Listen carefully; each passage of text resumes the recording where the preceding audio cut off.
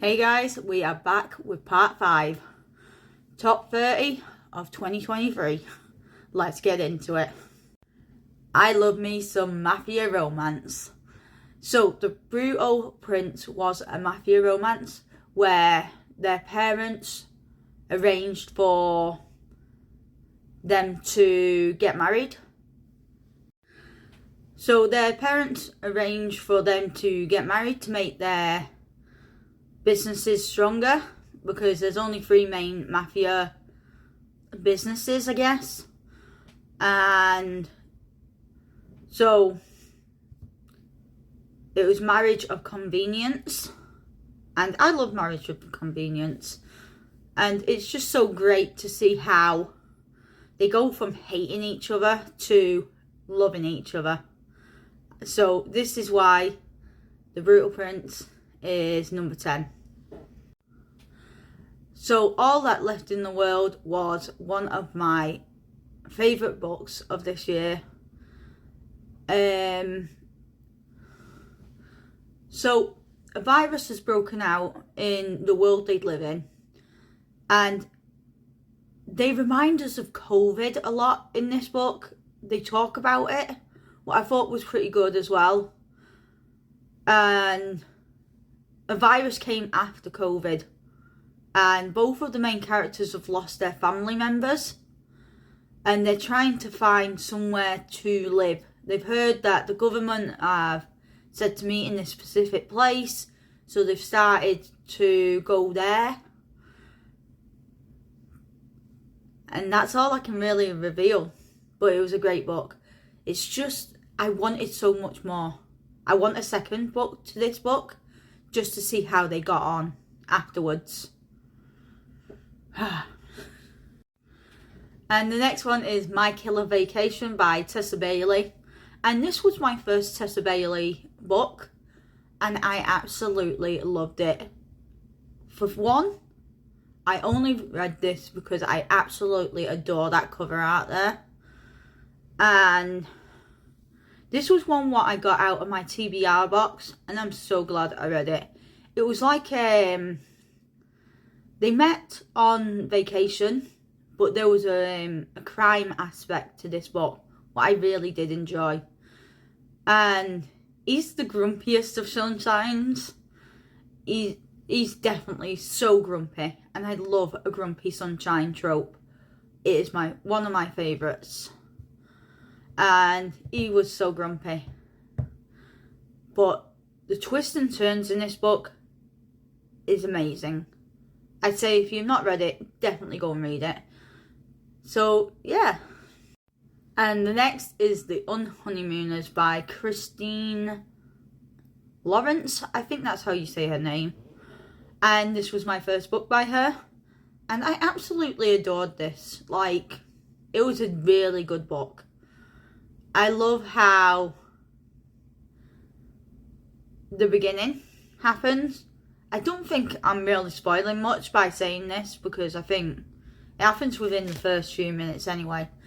Everyone gets food poisoning at the wedding, and the sister of the bride and the groom's best man have to go on the wedding, but they hate each other. They do not like each other. And I love how it was sort of like enemies to lovers. And it was a really good book. Really well written. And I loved every minute of it. So the next one is Hooked. I got this in a mystery book box, and I'm so glad I did. The lady who I got it off, I gave her my Goodreads, so she knew I hadn't read this one, but she teased me in a TikTok video and showed me a book I already had. So this book I absolutely loved. I read it in one day, so that shows you how much I love this book, because I never read a book in one day. I am a slow reader. I loved all the twists and turns. I love how it was a Peter Pan retelling, and Wendy and Hook I'm there for it. So yeah, this is why this one is number 5. So the next 5 are all, I think, book series. So we're kicking it off with A Good Girl's Guide to Murder. I love this book series. I love mystery and I love how it was done in this. My main things were like the emails and the written notes and stuff like that. I love that sort of stuff in a book. My first viewing of seeing that ever was in, I think, 50 Shades. And I've always looked for it after that. Like, I just like the typing, like it's an email, and how she took the notes and stuff. I love that about these books. And I love the storyline as well. So, for that, Good Girl Guide for Murder is number 5. And my next one was a reread, and it was the Heartster Series. I reread these to watch the TV show. They came out with the 2nd season this year, and I love the Heartster Series. It will always have a special place in my heart. It's what got me into reading like graphic novels, manga, that sort of stuff. Charlie and Nick, I love them. You just want to give them a big hug. Like, from all the stuff they go through, all I ever want to do is give them a big hug. And I'm sure everyone knows what these books are about by now. So for that, they are number 4. Things We Never Get Over and Things We Hide from the Light are my 3rd place books. Things We Never Get Over, I read, I think, quite early in the year. And I absolutely love it because I love Knox. He's a grumpy sunshine trope, this is. And I love his relationship with Way.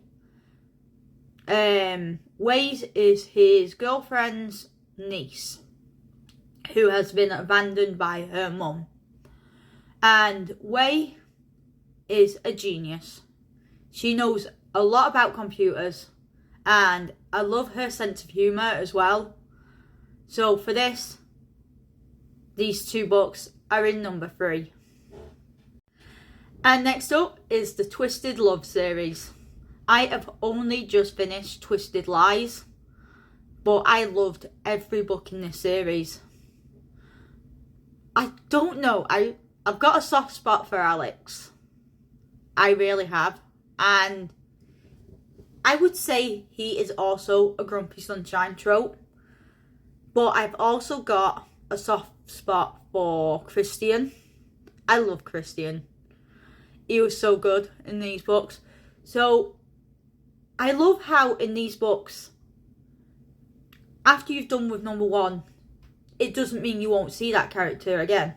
They all appear in each other's books.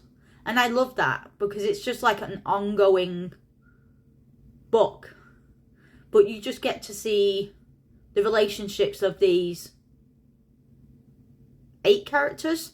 Yeah, 8 characters because 2 people in a relationship. So, and that's what I loved about this. So, let's find out what's number 1. So for me, these were number 1. I absolutely love them. I am planning on reading the 5 print. And yeah, there's not much else I can really say about it apart from I absolutely love these books. And TikTok made me buy them. So my favourite one was probably number 1, the fine print. But I did love all of them. So this was about 3 brothers who were trying to get their inheritance as their grandpa had just died. And they all have to do special things to get their inheritance. So yeah, this was really good. I hope you've enjoyed watching my top 30. I've enjoyed making them. See you later, guys. Bye.